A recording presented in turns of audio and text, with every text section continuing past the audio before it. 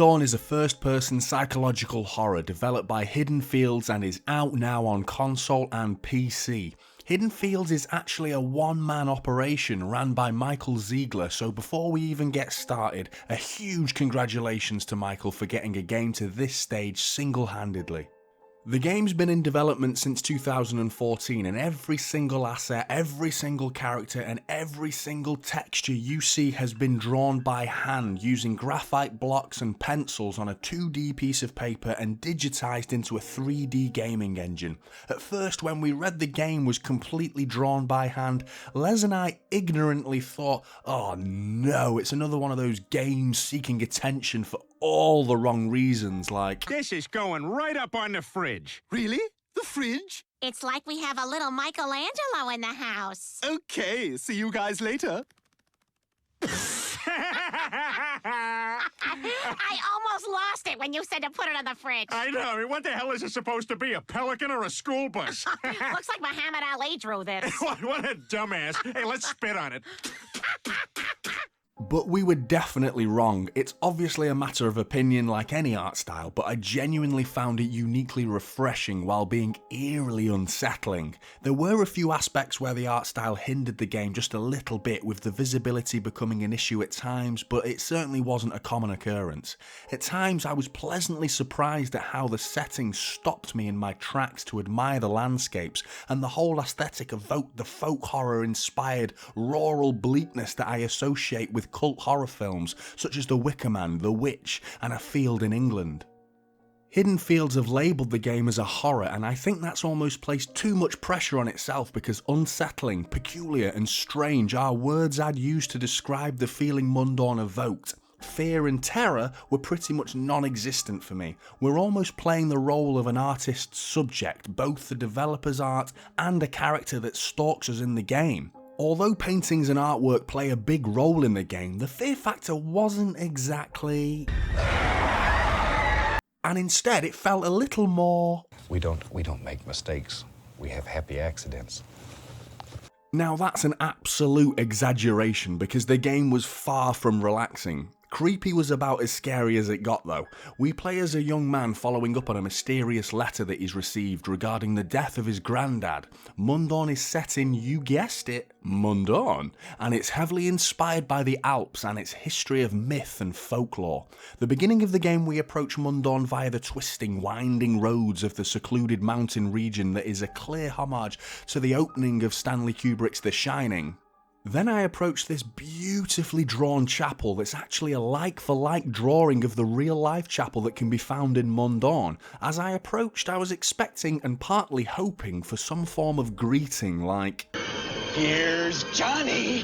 But instead, I was greeted by this guy. Now, don't get me wrong, this guy is clearly weird as shit, but the man's role in the plot, while trying to keep spoilers to a minimum, was a submissive one, and he never really enticed any sort of fear.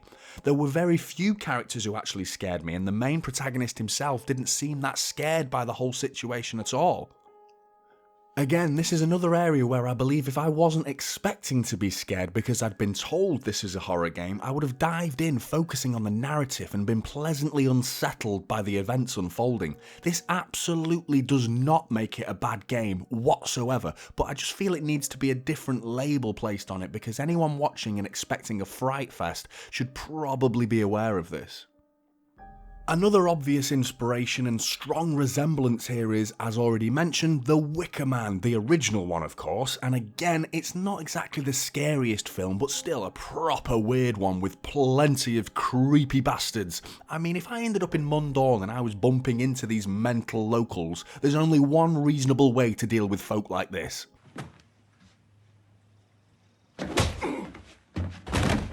Which brings me to the combat. There's a mild dash of combat involved with a pitchfork, a gun, a lantern and a smoking pipe to fend off bees, of course, at your disposal. The ultimate aim is avoidance and self-defense though, so it's certainly not head-on combat, and I really wouldn't call this stealth either. It's engaging, but it's not the smoothest experience. We're also given 3 skill levels to increase. Insanity, this can be increased by drinking coffee, which is a slow and methodical process similar to the Long Dark. Health, by eating what I'm assuming is the world's most delicious bread, and this seemingly turns our man from a thin man into a fat man.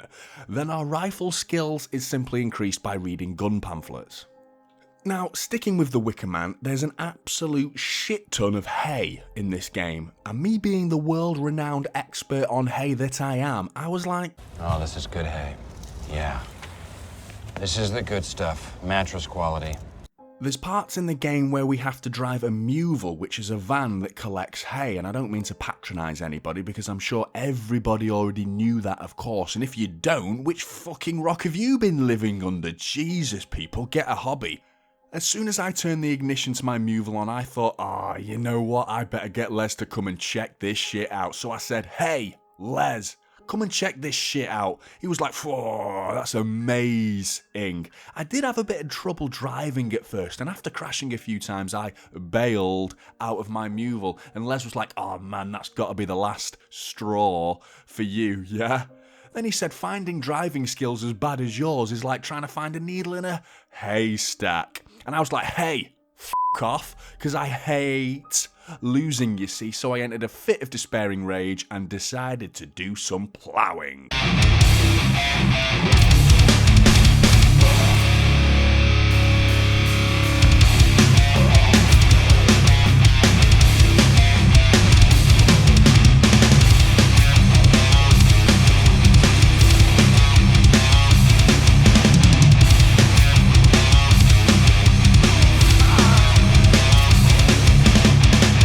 The puzzle aspect of the game is the strongest area of the gameplay. I think there's some Resident Evil inspiration sprinkled in here in the sense of picking up arbitrary items that have absolutely no meaning. That is, until they have meaning. And that meaning still doesn't make much sense, but there's an oddly satisfactory sense of accomplishment that comes with solving the puzzle. There's plenty of fulfilling backtracking and worthwhile exploration too. There's a talking goat's head. That's right. I felt like Guybrush Threepwood off Escape from Monkey Island trying to figure out what to do with a talking goat's head, a mummified caterpillar from a fossilised apple core, a rod only long enough to go fishing in puddles, a chocolate teapot with a built-in flamethrower, and King Henry VIII's groin flannel. I mean, it's not actually that complex, but I thoroughly enjoyed this aspect of the game. The audio, it's pretty impressive sound design, and the language, at first, I was fairly certain that it'd been totally made up because everyone was just like...